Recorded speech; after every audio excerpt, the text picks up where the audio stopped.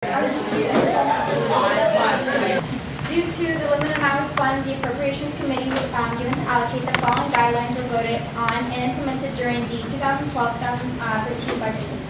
A $5,000 travel cap for all registered student organizations and sports clubs, a maximum increase of 9% for all registered student organizations, sports clubs, and department funding based on fiscal year 2011-2012 allocations, and fund only marketing materials and food for registered student organizations that had not previously requested A&S funds in the form of a bill or a budget application.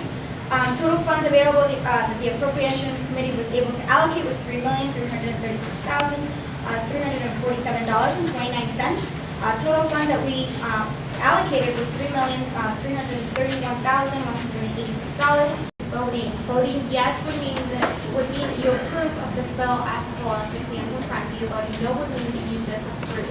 Does everybody understand that? Thank you. Roll call. Fair? Yes.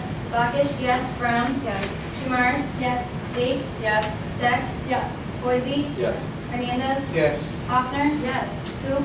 Yes. Islam? Yes. Lacrosse? Yes. Livesay? No. Michelle? Yes. Norris? Yes. Sanchez? Yes. Schilling? Yes.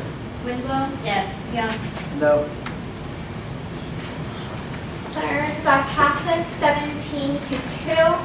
I was totally for this bill because I feel like as student government, our job is to represent the students. We are here to give the students what they want. And unfortunately, in this scenario, with the amount of money that we were given to work with, that just wasn't going to happen. But we needed to do it as fairly as we could. So cuts were made, and it's very unfortunate that groups couldn't get the funding, as much funding as they wanted, but we really tried to be very, very fair and to give groups enough so that they could function and they could keep going, and so that everyone at least got something so that they could continue on. I stood against the budget cuts, and I actually was a member of the Appropriations Committee before I was now a member of the Legislative Committee. But so I understand all the processes that go on. I really respect their chairman, Richard Michelle, and so I understand the actual financial limitations that they were faced with. However, what happens is when you get elected to student government, you have to represent your constituents, and so my constituents happen to be not only the College of Professional Studies, but as a president of the rugby club on campus, I also have to represent the sport clubs and my own teammates. Campus recreation, I also have a job with them. So I want to make sure that although most were in support of the bill and the cuts, somebody has to represent those who were not in favor of them, which is a great portion of the student population.